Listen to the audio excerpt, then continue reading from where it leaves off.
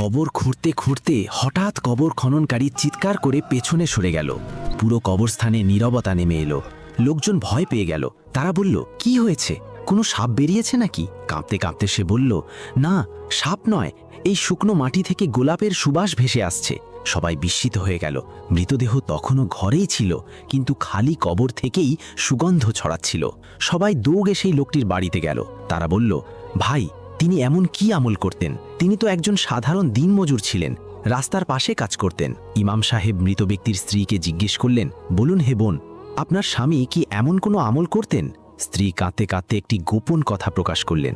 তিনি বললেন, আমার স্বামীর তেমন কোনো আমল আমার চোখে পড়েনি, কিন্তু তিনি কাজ করতে করতে, চলতে ফিরতে তার ঠোঁট সবসময় নড়ত।